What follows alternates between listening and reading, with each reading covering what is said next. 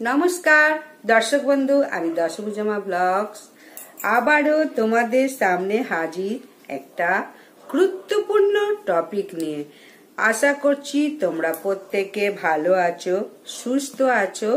এখন তোমাদের সুখ শান্তি কামনা করে আমি আমার ব্লগটা শুরু করছি। ব্লগটা শুনলে তোমাদের খুবই উপকারে লাগবে এবং উপকৃত হবে, তোমাদের মঙ্গলও হবে।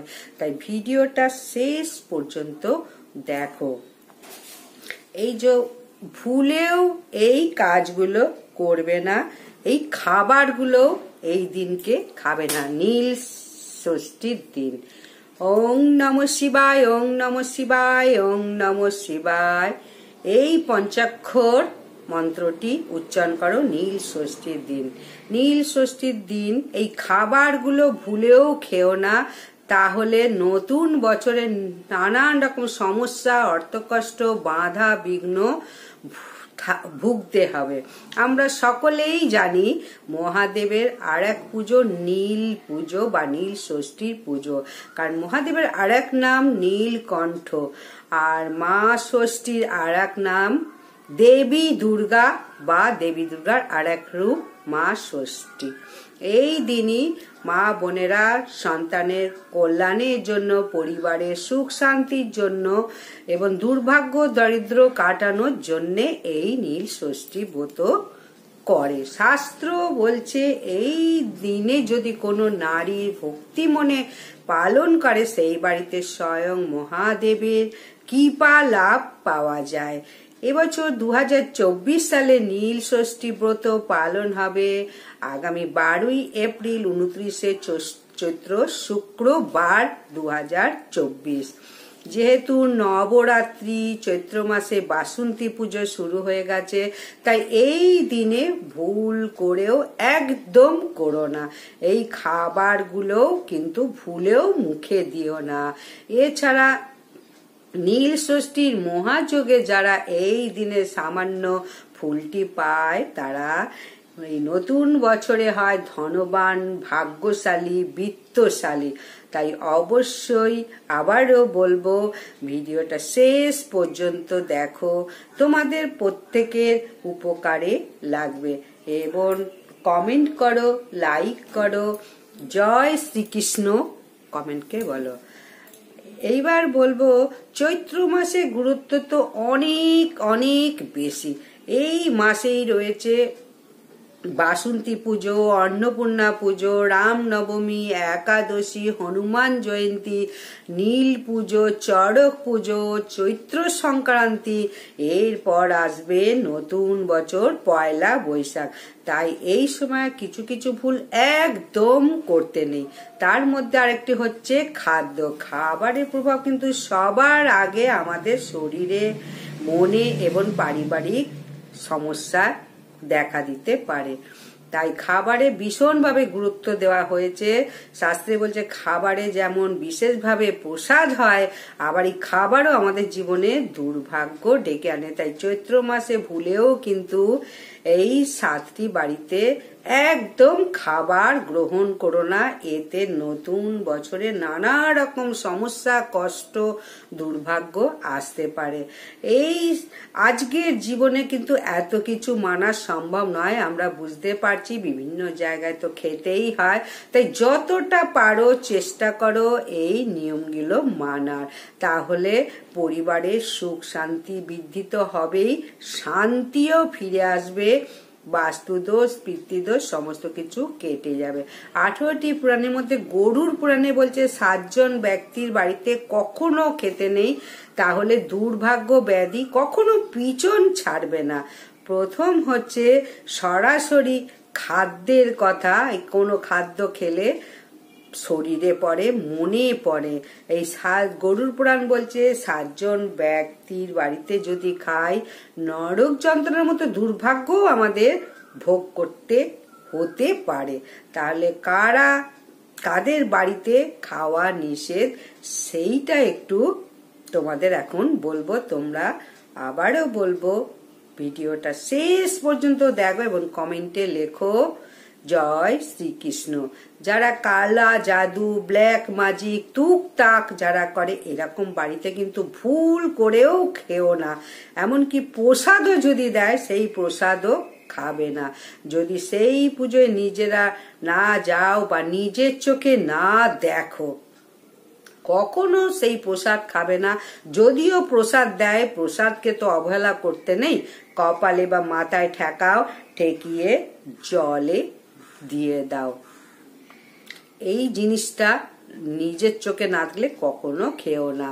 এরপরে যে বাড়িতে মানে অকাল মৃত্যু হয়ে গেছে খুব কাছাকাছি, এইরকম বাড়িতে কিন্তু কখনো খেও না। বিশেষ করে যারা মহিলা বা অসুস্থ রয়েছে, যদি পারো তো একটু ওদেরকে সাহায্য করো, তারপরে মনোবল বাড়াও। এই সময় ওদের বাড়িতে তো মনোবলের দরকার হয়, তাই সেই সব দিক দিয়ে একটু সাহায্য করো। এরপর গরুর পুরাণ অনুসারে বলছে, যে সকল চরিত্রহীন মেয়েরা এই সকল অধর্ম কাজ করে, এইসব বাড়িতে ভুলেও কখনো খাবার খেও না। এইসব বাড়িতে খাবার খেলে মন দূষিত হয়ে যায়, পুণ্য ক্ষয় হয়, সৌভাগ্যের নাশ হয়। এরপর যারা অন্যকে ঠকিয়ে টাকা অর্জন করে, যে টাকা অন্যের চোখের জলে বিনিময়ে রোজগার হয়, সেই টাকা কখনো মানুষকে কিন্তু শান্তি দেয় না। তাকে এক না একদিন পরিবারের কাছে বা সন্তানের কাছে দুঃখ পেতেই হবে। তাই যদি জানতে পারো এই বাড়িতে অন্যের চোখের জল আছে, এরকম বাড়িতে কখনো অন্ন খেও। এরপর যে সকল ব্যক্তিরা সবসময় অন্যের নিন্দা করে, যদি জানতে পারো ভুলেও কিন্তু সেই বাড়িতে খেও না। নিন্দা এমনই একটা জিনিস যা সৌভাগ্য নষ্ট করে দেয়, দুর্ভাগ্য নিয়ে আসে। এরকম বাড়িতে খেলে সৌভাগ্যের নাশ হয়। এরপর যারা সর্বদা অন্যকে হিংসা করছে, বুঝতে পারছো, সহজে রেগে যায়, বড় ছোট জ্ঞান রাখে না, অন্যকে ছোট বড় কথা বলে দেয়, এইরকম মানুষের বাড়িতেও কিন্তু কখনো খেও না। যেমন পরিবেশ যেমন সংকল্প নিয়ে খাবার খায়, সেই রকম আমাদের শরীর মনও তৈরি হয়। এর জন্য দেখা যায় যখন আমরা মন্দিরে প্রসাদ খাই, তখন আমাদের মন প্রাণ একেবারে পবিত্র হয়ে যায়। কিন্তু যখন শ্রাদ্ধ বাড়িতে খাই, তখন মন প্রাণটা একটু ভার ভার হয়ে যায়। এটা তো বোঝা যায়। যাদের মধ্যে কোনো করুণা নেই, দয়া নেই, মায়া নেই, পশুর মতো আচরণ করে, অপরাধী, এই রকম বাড়িতেও কিন্তু কখনো খেও না। তাই এই ভুলগুলো কখনো করো না এবং খেও না এরকম বাড়িতে। আমাদের প্রত্যেকের বাড়িতেই তো শিবলিঙ্গ রয়েছে। এই শিবলিঙ্গে বাড়িতে পুজো করো, করে তারপরেই মন্দিরে গিয়ে পুজো দাও। এইবার শিবলিঙ্গে অবশ্যই মহাদেব, মাতা পার্বতী, তাদের সন্তান সমেত যদি কোনো ছবি থাকে, তাদেরও কিন্তু পুজো দিও, মালা পরিও। এই দিনই শিবের সঙ্গে মা ষষ্ঠীর পুজো করলে দুর্ভাগ্য কাটে এবং সৌভাগ্যের উদয় হয়। পরিবার থেকে নানান রকম বিঘ্ন কেটে যায় এবং সমস্ত মনোবাঞ্ছা পূর্ণ হয়। কিন্তু এই দিনকে কি করবে না? কখনো তুলসী পত্র দেবে না, এতে সৌভাগ্য জায়গায় দুর্ভাগ্য নেমে আসবে। আর মহাদেবের প্রিয় ফল, ফুল, বেলপত্র এইসব দিয়ে অবশ্য পুজো দাও। কিন্তু শিবলিঙ্গে কখনো হলুদ, সিঁদুর, কেতকী ফুল কখনো ভুলেও দেবে না। আর শিব পুজো মানে বিশেষভাবে নিষেধ, কখনো শঙ্খ বাজাবে না, শঙ্খের জলও যেন ছিটিয়ে না পড়ে। আর করতালি, হাততালিও দেবে না। আর শিবের পুজোয় সোনা, রূপো, পিতল, কাঁসা, অষ্ট ধাতুর নির্মিত পাত্রই ব্যবহার করো। কিন্তু লোহা, স্টিল, অ্যালুমিনিয়াম এইসব পাত্রগুলো কিন্তু ভুলেও ব্যবহার করো না। এরপর এই দিনকে ভুলেও কিন্তু কোনো রকমে আমিষ খাবার খেও না। আমিষ খাবার খেলেই কোনো জীব হত্যা করতে হবে, আর শুভ দিনে জীব হত্যা কখনো করো না। এরকম শুভ দিনে এই কার্য থেকে বিরত থাকো, সংসারের মঙ্গল হবে এবং আয় উন্নতি বাড়বে না। এই দিনে কাউকে দুঃখ কষ্ট দিও না। যারা ব্রত রাখছে তাদের কিন্তু ভুলেও কখনো দুঃখ দিয়ে কথা বলো না, অশ্লীল আচরণ করো না, কোনো বাজে কথা বলো না, কোনো ছল চাতুরি করো না, কোনো মিথ্যা কথা বলো না। এইসব করলে কিন্তু দারিদ্রতা নেমে আসবে জীবনে, আর সমস্ত রকম কষ্ট থেকে মুক্তিও পাবে না। এই ব্রত তখনই সম্পূর্ণ হয় যখন পুজোর পর পরিক্রমা করানো হয় বা ব্রত পাঠ করা হয়, কিন্তু শিবলিঙ্গে কখনো পুরো পরিক্রমা করবে না। যেখান দিয়ে অভিষেকের জল যাচ্ছে সেখানে কখনো ডিঙাবে না, অর্ধ পাক দেবে শিবলিঙ্গের পরিক্রমা। আর মাথায় কখনো কোনো শিবলিঙ্গের ফল দেবে না, মাথায় ঠেকিয়ে নিচে নামিয়ে রাখো। আর ভগবান শিবের অত্যন্ত প্রিয় ফুলের মধ্যে গোলাপ কিন্তু খুবই প্রিয়। ভগবান শিবকে যদি এই গোলাপ সংগ্রহ করে অর্পণ করতে পারো তাহলে প্রেম সম্বন্ধ এবং ধন সম্পত্তি সমস্ত সফলতা লাভ করবে। আর এই মাসে যদি এই জিনিসগুলো অর্পণ করতে পারা যায় তাহলে সমস্ত অভিশাপ থেকে মুক্ত পাওয়া যায়। এই মাসে যদি বেল ফুল অর্পণ করা যায়, যে মনোবাসনা আমাদের কিছুতেই পূর্ণ হচ্ছে না তা ভগবান শিবের কৃপায় খুব তাড়াতাড়ি কিন্তু পূর্ণ হয়ে যায়। জীবন থেকে নানা রকম বাধা বিপত্তি নাশ হয়। এরপর যদি জীবনে কোনো রকমের বাধা বিপত্তি লেগেই আছে, কাজেতে কোনো রকম সফলতা আসছে না, এই মাসেই যদি শিবলিঙ্গে চামেলি ফুল অর্পণ করতে পারো তাহলে এই সব সমস্যা থেকে কিন্তু মুক্ত পেয়ে যাবে।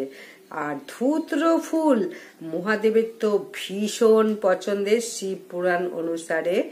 আর ফুল ফল ছাড়া কিন্তু ভগবান শিবের পূজা অসম্পূর্ণ। তাই যদি এই দিন যে মনোবাসনা নিয়ে শিবলিঙ্গে এই ফুল অর্পণা করো তাহলে ভগবান শিবের কাছে মনোবাসনা পূর্ণ হবেই হবে।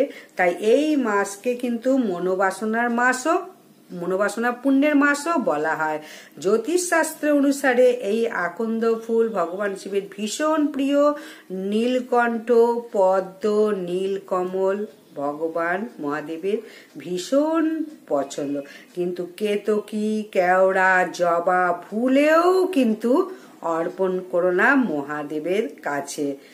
আর বেলপাতা যখনই দেবে অবশ্যই ওই বোঁটাটাকে ভেঙে বেলপাতা দাও, 5টা দাও, 7টা দাও, 11টা দাও, এরকম বীজোর হিসাবে তেল তেল অবস্থাটা, তেল তেল দিকটা মহাদেবের লিঙ্গের মাথায় চাপাও, বোঁটাটা ভেঙে।